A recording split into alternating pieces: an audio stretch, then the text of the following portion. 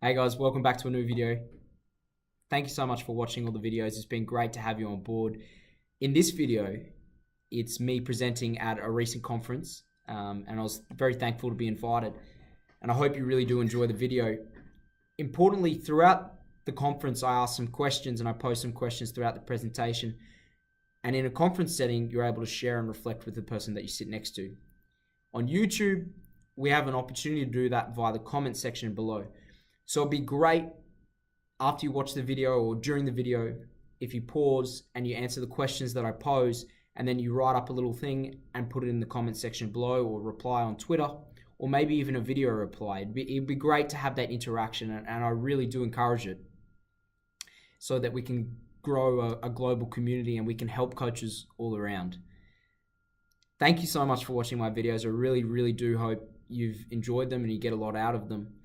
And if you have any feedback or would like to get in touch, as always, my email address, ben.oppositedirection@gmail.com, is the one that you get in contact for this YouTube channel and any questions that you have about this YouTube channel. So awesome. Enjoy the video. Thank you so much. Yeah, thanks so much for coming along today. To start off with, I'd like to thank the people who helped me put together this presentation. Working with two doctors at QT and skill acquisition, leaders in the field, in my opinion, Dr. Brendan Moy and Dr. Ian Renshaw. Sean Douglas and David Bell obviously helping me with this presentation as well, and I thank them for the opportunity to come and speak to you today. To start off with, what I'd like to do is start a little bit differently and tell you guys a poem or a short story from my childhood. So it goes a little bit like this. Boom, boom, boom. 6:30 a.m. Brisbane. A beautiful Saturday morning. Green grass, trees, suburban houses. A big blue Queenslander in front, and a white picket fence that had seen better days. A football and me. Boom, boom, boom, boom. In later years, my mate's dad would refer to it as his alarm clock. You see, it was a calling card to my friends. I read it when grew up. I'd head back inside, grab some breakfast, and then back out onto the street to play. Ba-boom, ba-boom. The sound of the ball getting kicked against the fence. The alarm snoozed, hadn't lasted long. And then I'd wait. And in what felt like an eternity, another would join. And then the real fun would begin. We'd run up and down the street fetching as many as possible. 4 players a must. Choose a game and play. What will it be today? AFL, cricket, basketball, touch rugby, football, capture the flag on bikes, capture the flag, jump fences, 44 home, jailbreak, Star Wars. The list endless. There was no limitation to my imagination. There was no adult telling us what we must and must not do.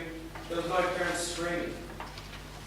And we would play, and play.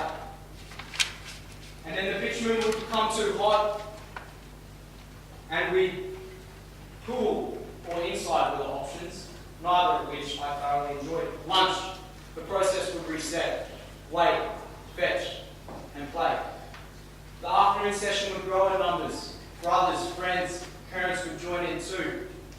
And we'd play, and play.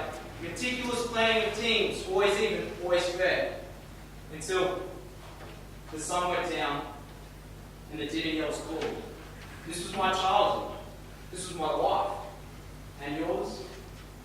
So, why I started with that is because I think the great thing about sport and the great thing about everyone that's sitting in this room, I truly believe that a lot of you had a great childhood and you enjoyed playing sport.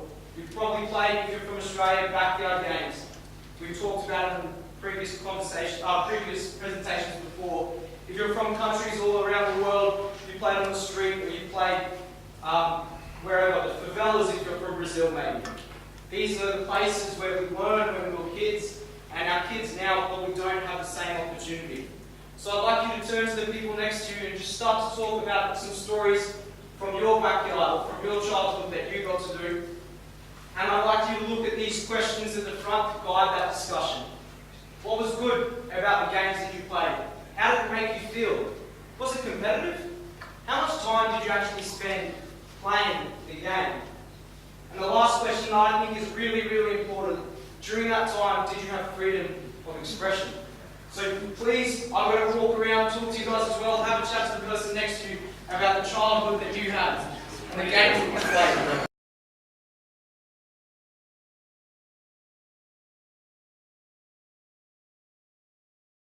Stop talking about stories when you start getting on that mode, and that's awesome.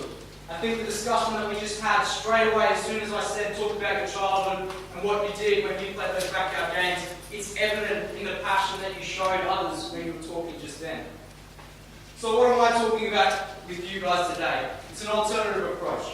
I have no doubt that there's amazing coaches in this room that already have experience and background to what they do. In coaching and in life, it's easy. We just have to do something that is logical. We have to have a logical justification for why we do it. But one thing that is really key is that we continue to reflect on this, and we have a personal journey, an individual journey to reflect on what we do and how we do something. So I'm very lucky in the early part of my life to have this opportunity and be forced into this way of reflection by the people that I was around and the experiences that I've had. But my outcome for this session is first, number one and foremost, is to continue, for most of you, pretty much all of you in this room, I think it's to continue a personal journey to reflect on your own practice design and how you design training sessions for the kids that you put them on for. The second thing is, I'll provide you with an alternative approach to practice design by constraints-based learning, which is what I study at university, but it's by no means what I want you to push towards. It's an option, it's an alternative approach. It's something we can talk about and discuss. So, I know that video is a little bit hard, but we've talked about individual-centered coaching. The first question that we pose is every player the same? And it's in fact no from everyone sitting in this room, I have no doubt, because you know that you're different to the person that you're sitting beside, so why is that any different for our kids? The next question we have to ask is, do we treat our kids the same? And this is a pretty hard question to ask, because I think a lot of the times we do because it's the easy option. It's easy to throw a kid in the same basket as everyone else. But we need to really reflect on that and think about it. The last question is, and this is when we start to focus more on football, does it matter how they achieve the outcome? Does it really matter does it matter how they beat someone 1v1? Does it matter how they score the goal at the end? Each individual has a background. They come from a certain school, they come from a certain childhood, they come from a certain country. They're a certain size, they're a certain height, they're a certain weight. There's all things that impact on what skills that they can show you on the field. So it's an individual journey. And this video is a video that I like, and it's hard to see, but it's of a little player called Bria, who's the smallest that I have on the team. Commentary is awesome.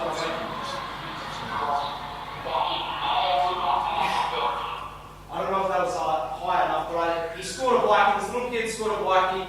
He's a smaller player against a big tall dude. I've never taught him how to do a bikie in his life, but he had to solve the problem of a cross coming across, and he needed to get in the back of the net. How he did that was up to him, and he solved the problem. A bit of background on his story: he loved playing on the trampoline, so he did flips on the trampoline all day. So he grew confidence to be able to do that, and then when it came out, that moment, boom, he does it. Amazing. The next slide I'd like to show you is Zlatan Ibrahimovic. We've seen this guy score absolute screamers before, but in this instant, he does something a little bit different.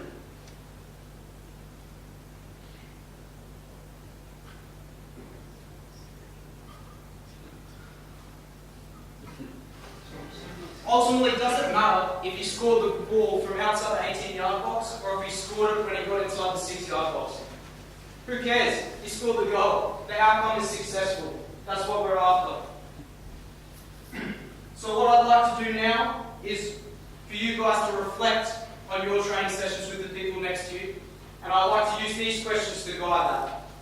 How many things that we discussed about backyard games are in the training sessions that you run today?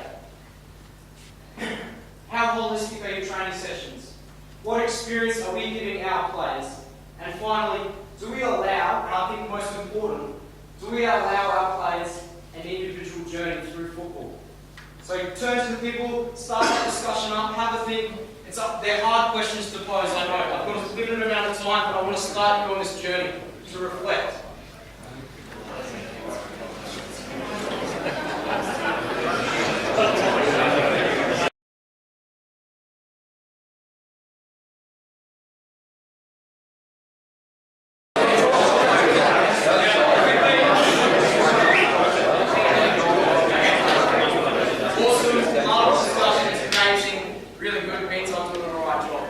Continue them at lunch.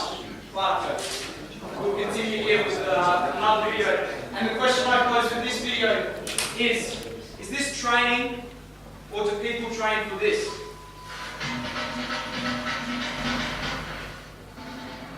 People are forgetting what. Sorry about the quality. But not. On the street, you can hide behind the rest of it. And your feet have to choose or stop.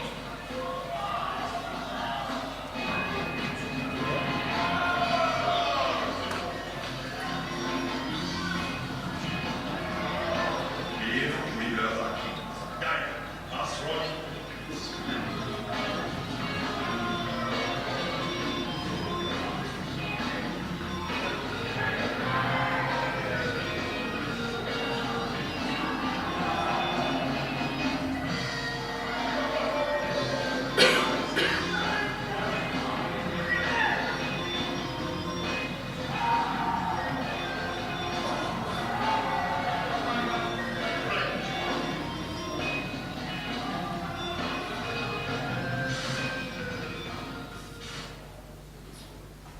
Using that video to do is to question whether we have it right, whether we as football in Australia actually really do understand what football's all about. And I'm going to challenge people, that's what I'm here to do, whether national training centres is the right thing, whether developing more people into elite pathways is actually the way to go, or whether to get more people playing on the street and developing a culture and a love for football is where we should focus our attention.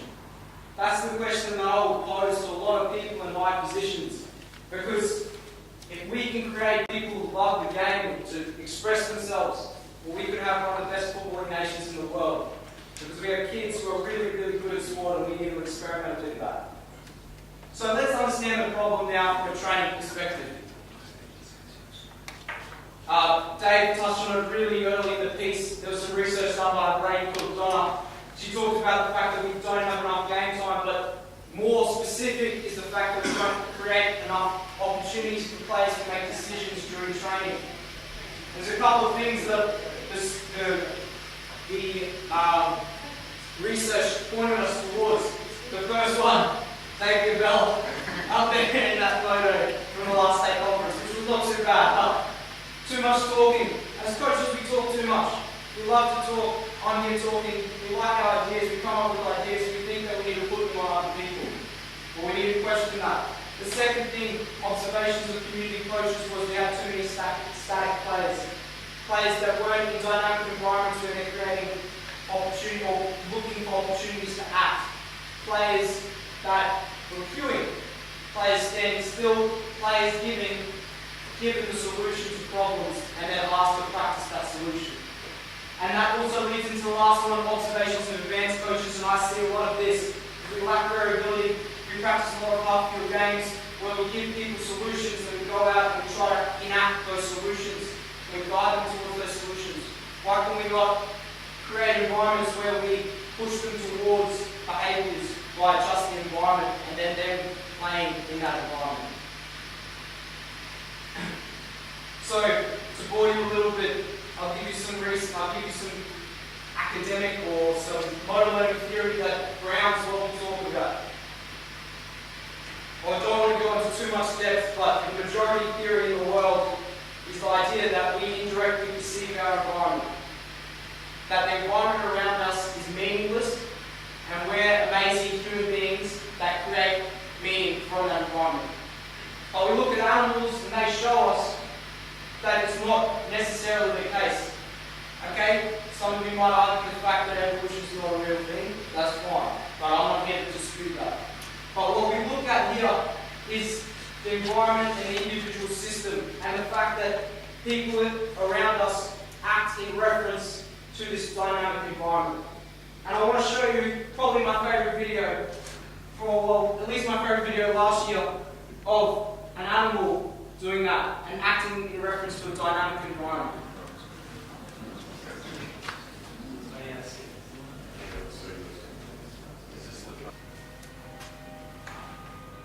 I was placed in a situation where I had to solve the problem. Okay, it's a bit different for us because in football we don't need to survive.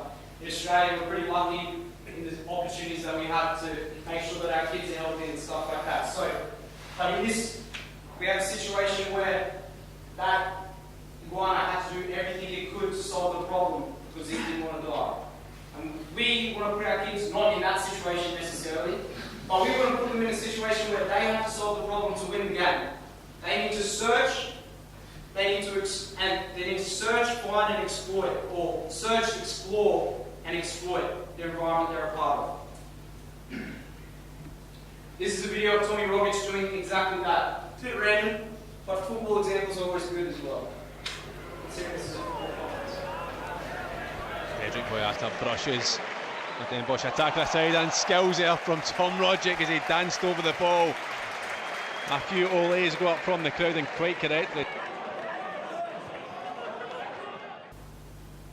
So how do we do this? How do we create an environment where we have these opportunities for backyard games and we use opportunities of action as an underpinning theory? Principles of practice design, representative design, repetition without repetition are the things that I'd like to talk to you about now. Representative design is basically this idea that we need to have key information present for our players. We need to have that dynamic environment available for them to become perceptually attuned to.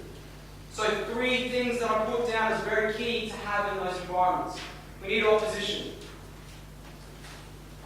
We need opposition, space, and teammates or the potential of teammates.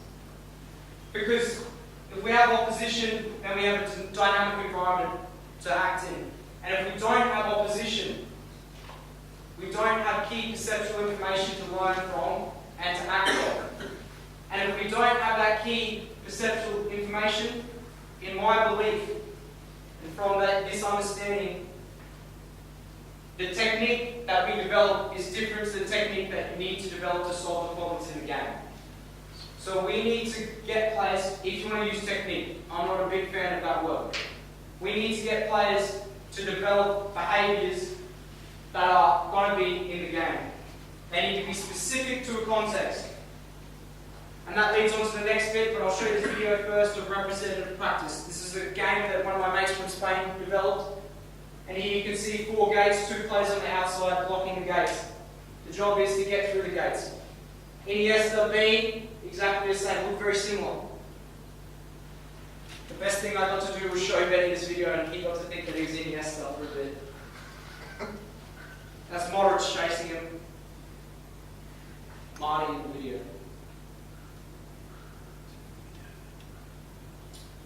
So the next thing that is really important is that we have repetition. Fine, I understand that. We need to repeat things to improve learning and to have an efficient way that we become more perceptually aware of environments. But key to this is repetition without repetition. So we can't put our players in situations where we give them the solution. We need to put our players in a problem that has a solution that needs to be continually found. So we repeat the problem, but we don't give them the solution. We let them develop the solution through an individual journey. And what this allows for us to do is develop more adaptable players. That is the crux of my masters and what I research, is development of adaptable players. Because in my opinion, if we develop adaptable players, then we have something against every other team. Because we can constantly adapt in the environment that we're a part of. So here I've got a video of Roberto Firmino playing for Liverpool. I use this video because it's really interesting. About 5 minutes apart, or maybe not even 5 minutes apart, he gets the ball in wide areas. Here's a video that I developed. He gets the ball in wide areas. and he solves the problem differently both times. The context or the problem is still very similar. We have the ball in a wide area, we need to get the ball to someone in the middle to score a goal. That's the problem. The solution that he used both times is different. One time he knocked it across the face in the air, one time along the ground. And we need to have those opportunities for our players to solve those problems. So what's constraint-based learning? This is the alternative approach that I've been building up to. We have isolated training at one end of the scale. We have just the game at the other end. If we use isolated training, we don't get the perceptual awareness that we need from my point of view. If we use just the game, we ineffectively use time. If we sit in the middle and we use constraints-based learning, we can create environments where we allow our players to adapt and use different behaviours or solve the problem and emerge with behaviours. So here's a quick video, another video, love my videos.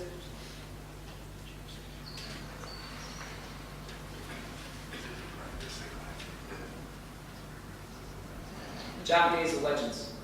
Come up with very creative artists.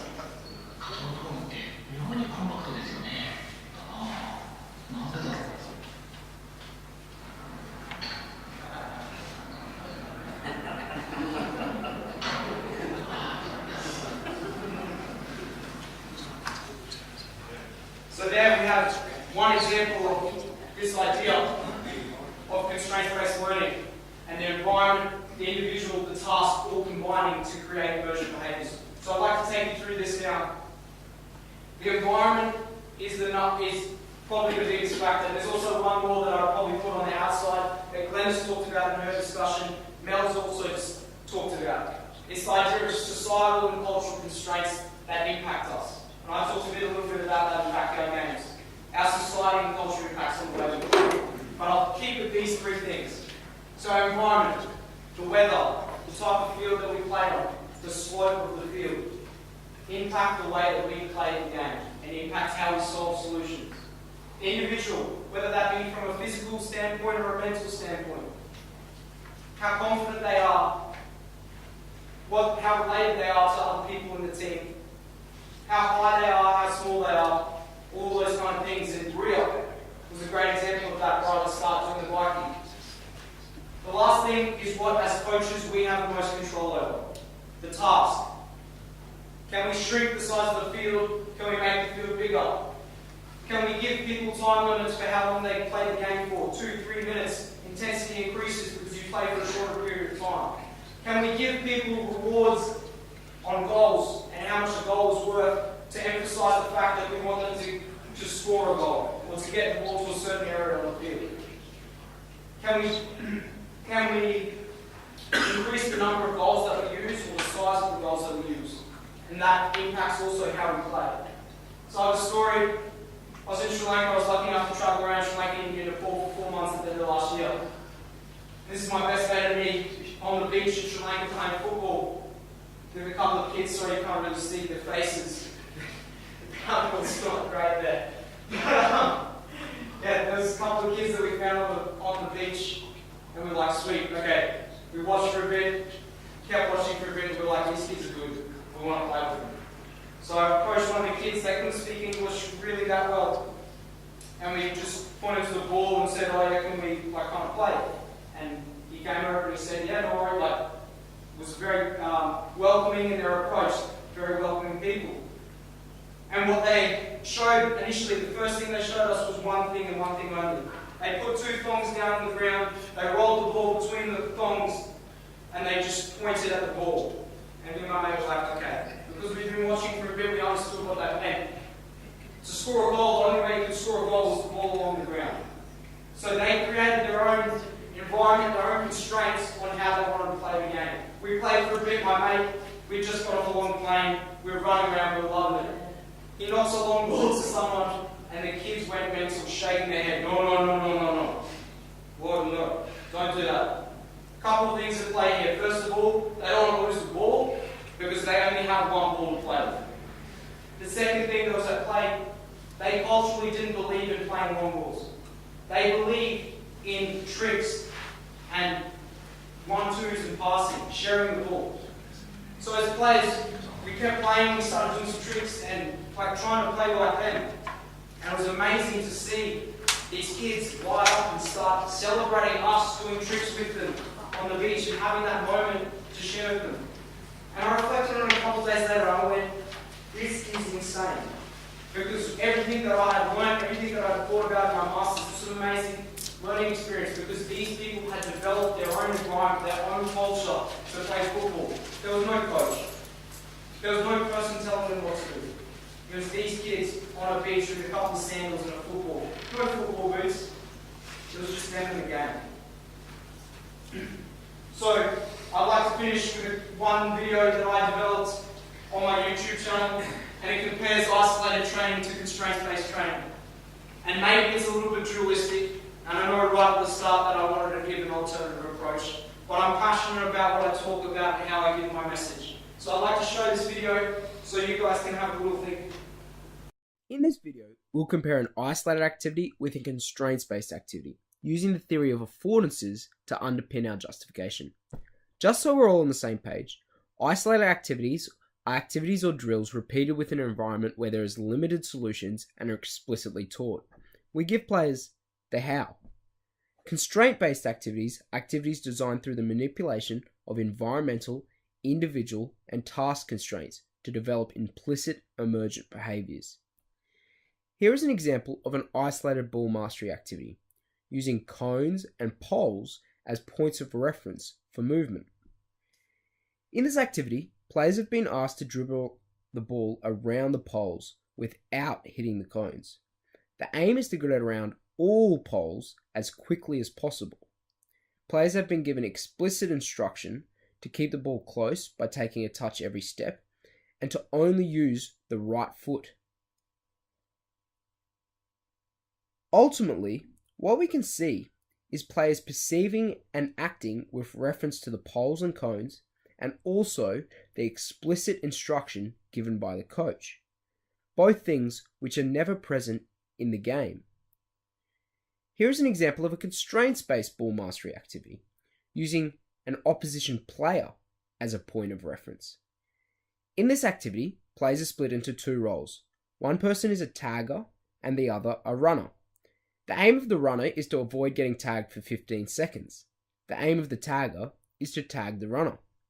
Both players must be in possession of a football. The environmental and individual constraints stay the same. The task constraints have been manipulated. The size of the playing field, the number of players, the limited use of goals, and both players having a ball, along with the rule change of not being able to tackle and rather having to tag. One key to the motor learning theory that we have discussed is affordances. These are opportunities for action within the environment. Importantly, the learning is in finding these opportunities for action or becoming attuned to affordances. In the isolated activity, the environment players are placed in is static. We have a bunch of cones which do not change. The players have been given explicit instruction to only use the right foot and to take a touch every step. Opportunities for action change slightly, but because the environment isn't dynamic in nature, there is a limited need to search, limiting the use of the perceptual system and ultimately limiting the amount of learning opportunities. In the constraints-based activity, the environment players are placed in is dynamic. There is a tagger present that acts as pressure. Players are given freedom to use any type of ball control, and you can see different uses of the foot, different sized touches, different body positions, and even varying uses of speed. They are constantly searching for opportunities within the environment to act. The perceptual system is highly active as the players move away or towards their opponent. Ultimately, the point of this video is to provide justification for constraints-based learning. The key point is providing players with opportunities for the high use of the perceptual system through a need to attune to affordances within the environment. I hope this video was informative. Please let us know if you have any feedback, and thank you for watching. So I'd like to finish with a couple of slides. This question, I'd like, once again, that discussion to take place with the people around you. to just quickly reflect on what you learned today and whether I achieved the proposed outcomes that I set out for. Whether I got you to or have started or continued your journey on reflection about practice design principles, and whether I have provided you with an alternative approach to practice design. So just quickly talk to people beside you, 2 seconds doing that, and then I'll wrap it all up.